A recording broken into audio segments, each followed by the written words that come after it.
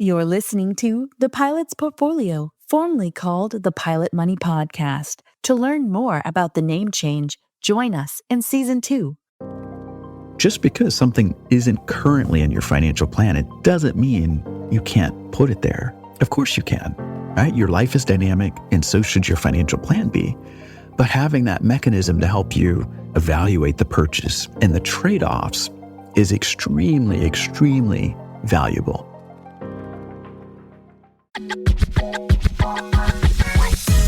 You're listening to the Pilot Money Podcast, the show dedicated to guiding professional pilots towards a future of financial success and stability.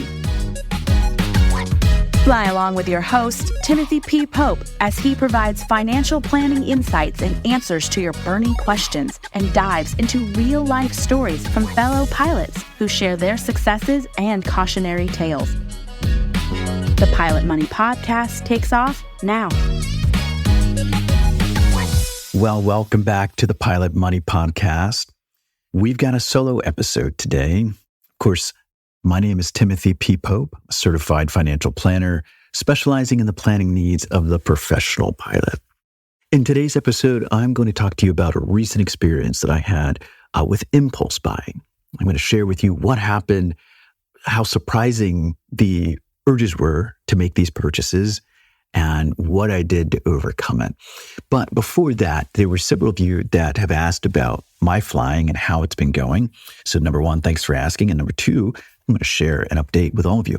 So as a GA pilot who does not fly to earn a living, for me, flying continues to have that level of magic and wonder to it. And so I don't fly nearly as much as I want. But the last two flights that I had were fairly special. Last month, my wife invited me to take a city tour at night of Charlotte. And so that was pretty fun. We were celebrating our anniversary, and it was very kind and thoughtful of her to invite me to do that. Flying GA is actually not her thing. So that was kind of her. So we did that. It was nice to see the city lights of Charlotte. As we got closer and entered the Bravo, of course, we could hear the approach and tower just moving, mostly American jets in and out of there at a swift speed, even at 9, 10 o'clock at night. So that was fun. And then this past weekend, as a family, we washed the airplane. So we packed up a lunch. We had a picnic pretty much in the hangar.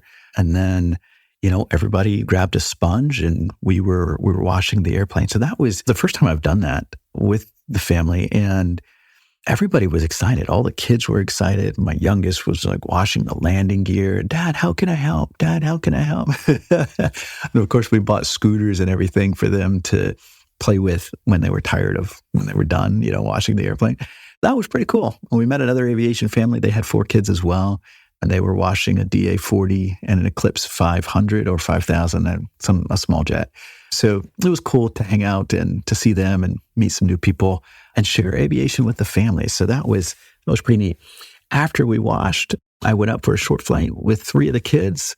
It was my 2-year-old's first flight, so we were in the pattern. I was turning crosswind. And he's like, he was nervous and, the plane is tipping, And then my 4-year-old is like, it's okay. And both the girls, they know that we observe, a sterile cockpit until we're cruising. So we're trying to be quiet and trying to comfort him at the same time. So I'm like, oh, buddy, do you want to go down? And it turned out that he wanted to get back down. So we landed, sent him off with mom. And then the girls and I went up. And my oldest daughter, she flew for a little bit. And then we turned around and came back before a storm. So that was fun. Definitely filled me up to spend that time with the family and sharing aviation with the kiddos. Now, let's talk about impulse buying here. So as humans, we have emotions, and sometimes those emotions, they work for us, and sometimes they work against us. And impulse buying, there's a number of categories of purchases that you could put in there, but today, I'm just speaking of broadly of making larger purchases that were unplanned or not necessarily, factored into the budget at that time. And so I'm going to talk to you about my experience with some of these things here recently. So a couple weeks ago, I was going to a friend's house to help cut down some trees, and I wanted to buy some chains for my chainsaw. And so I was going to Ace Hardware to get those chains.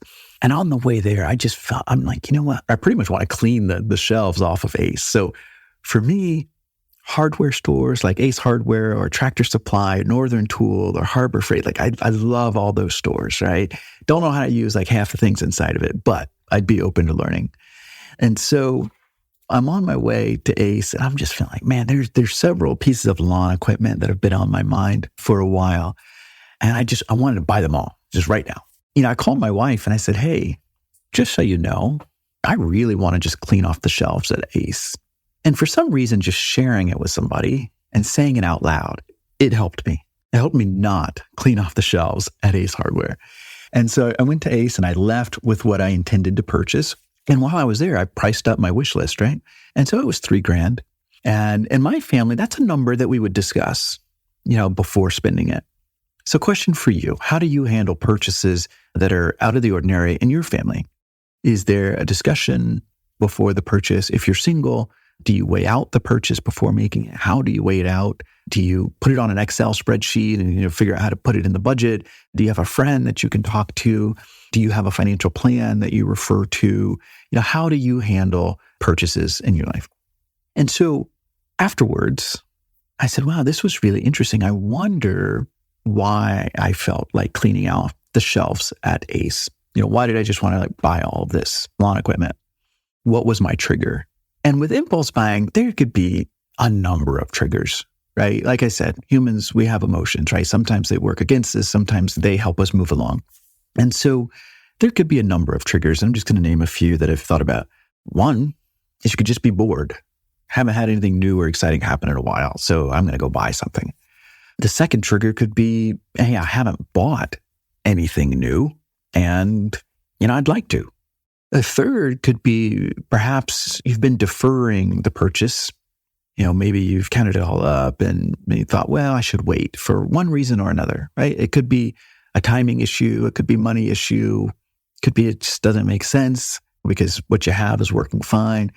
And maybe you've been deferring it, but then you've had enough of deferral and you said, whatever, I'm going for it and let the chips fall where they may. Sometimes a trigger could be, hey, I feel like I've been sacrificing for the family and, what I'm interested in now. I've experienced all of those at one time or another. And it's interesting. Sometimes when I speak to families that have young children, sometimes, one parent is more apt to, they said, well, they kind of impulse buy by saying yes and making small exceptions everywhere or in a lot of places, and sometimes in service of the kids. And then the other parent says, well, maybe I don't buy as much, but when I do, I make up for it in magnitude of purchase, right? So I can certainly identify with those things. Now, what I felt in this case, my trigger was deferral. A little while ago, someone stole some of my lawn equipment, and I still have lawn equipment that works fine. It gets the job done, but I just happen to be a brand loyal steel guy. And so I like to have my lawn equipment in that brand. And so in this case, it seemed like I just wanted to replace my lineup with the steel brand. Okay. I've got things that are working fine. And part of me is like, oh, Tim, that doesn't make any sense. Right. So that was the first incident with impulse buying. The second one was later the same day because my son had come with me to help out with the tree work and move branches and things like that.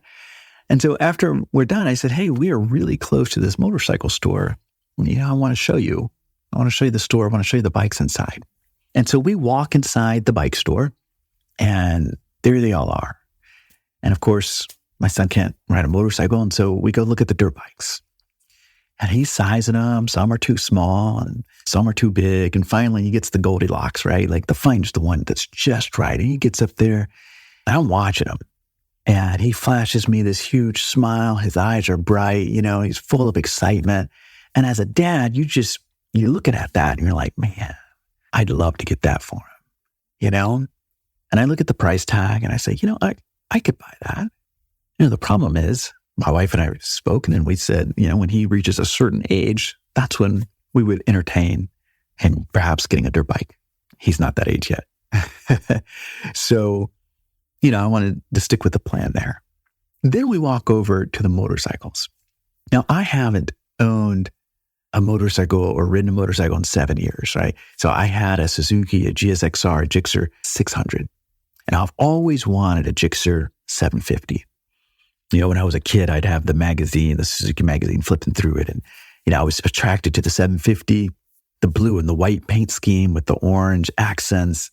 That really spoke to me. So I'm at the store and they're sold out of 750s, but they've got a brand new 2024 600 and it's white and it's shiny, has red accents. In fact, the rims on the tire is like a dark red, right? Not too bright, really tasteful. I'm looking at that bike and I walk over, I swing my leg over, the kickstand back and sit on it. It's like, wow, this is nice. This could be really nice. Maybe I want this bike. And it's like muscle memory, just started to take over. The left hand goes up, squeezes the clutch, right thumb is over the ignition button. Since I'm inside, I pretended to press it. And you're just imagining how it sounds. Still has stock exhaust. We'd probably want to fix that. Left foot comes up and slips it into first gear. You hear a click and you expect the bike to just jump a little bit, right? And then, left hand is slowly easing that clutch out. Right wrist is twisting back that throttle. You expect that bike to just jump forward, accompanied with a roar, right? And I'm just imagining myself on a straightaway, lean forward on the gas tank. And it's just like, yes, this is it. This is awesome. Now, here's the interesting thing. I had just finished telling a guy, I think my riding days are over. There's too many crazy drivers in Charlotte, I've got kids and, all the rest. But here I am in this store on this bike feeling like, wow, I found it. This is awesome. Now, a few weeks later, I was having a dad day with the boys and I said, hey, let's go back to the store and we'll show my younger son the bikes and the ATVs and so on and so forth. And guess what? The second time that I was in the store, the feeling of buying a bike and maybe I should buy a bike was even stronger. And I'm like, this is wild. This is crazy. And what I did with myself, because, your mind starts to justify it, and try to figure out okay, how could this work and so on. And I look at the price tag and I'm like, I could buy that. And what helped for me is I thought back to my own financial plan. I said, okay, Tim, let's think through this. You don't have buying a motorcycle in your current financial plan. Okay. And that's okay because you could put it there. We could decide to put a motorcycle in the financial plan, but what things would I have to shift around to make this work? And they were started immediately. There's goals that me and my wife have talked about and that we're tracking towards. And some of those goals we'd have to just shift around in order to make this bike purchase work. And so then I asked myself, I said, okay, well, are you willing to shift these things around in order to buy this bike? And the answer was no. And I'm like, okay, well, there it is. I'm not buying the bike. And then the second decision it was really interesting and shocking to me how I felt. Like I went from saying, I think my riding days are over to, maybe I really do want to buy another bike. All just because I went to the store and I sat on it. Muscle memory took over. The second decision that I made was, look, I don't think I'm going to be coming back to the store. I'm not going to make a habit of coming here until I'm closer to, ready to buy a bike or buy an ATV or a dirt bike for the boys, right? Whatever it is. There's one thing I wanted to point out that you'll notice that as I was looking at the tags, I would say, well, I could buy that. And saying I could buy that is different from saying I can afford to buy that. Because to me, when I say I can afford to buy that, it means I can afford to buy that without interrupting my financial goals, right? And having something solid to come back to, solid to bounce the decisions off. In this case, it helped me from doing something dumb and having an awkward conversation with my wife. And so, it helped out. Now, I also want to point out, just because something isn't currently in your financial plan, it doesn't mean you can't put it there. Of course you can, right? Your life is dynamic, and so should your financial plan be. But having that mechanism to help you evaluate the purchase and the trade-offs is extremely, extremely valuable. Because sometimes what I find is when folks have strong cash flow and perhaps they're not in the habit of tracking expenses and perhaps they don't have a financial plan, they'll go along and they'll say, well, I can buy that. And they do buy it. And they'll point out, well, maybe, I'm not paying any credit card interest on this purchase, so I can afford it. But sometimes they'll also acknowledge that, hey, I'm behind on my investing. I don't seem to have enough invested for my long-term goals, or I always seem to have to dip into the emergency fund, or perhaps, I'm not feeling very organized financially and things are kind of all over the place, right? And the value of the financial plan is it can help keep you on that trajectory towards your short, your intermediate, and your long-term goals. And so personally, what I found is when I avoid impulse buying, I also avoid that buyer's remorse feeling, that tingly feeling you get in the pit of your stomach when you're making a big decision and you're saying, well, I'm not really sure if this is the right move to make right now. I don't know about you, but I hate that feeling. So I avoid doing things that will make me experiencing it. So for me, buyer's remorse, it detracts from the entire experience, right? You make this purchase, you've got this nice thing, look at this bike, it's awesome. And then you've got this pit in your stomach like, yeah, but I probably shouldn't have bought that right now. So making a purchase without buyer's remorse, in my opinion, is 100 times better. I'd love to hear from you. What has your experience been with overcoming impulse buying? Or what's an experience that you've had that you're willing to share? And what did you learn from it? Right? Maybe it tripped you up. Drop us a note, pilotmoneypodcast@ceterainvestors.com. And so for today's episode, that'll do it. And for those of you that missed some technical aspects of financial planning, saving, and investing, we've got those coming up. Thanks for joining another solo episode, and we'll see you next time. Thank you for joining this episode of Pilot's Portfolio.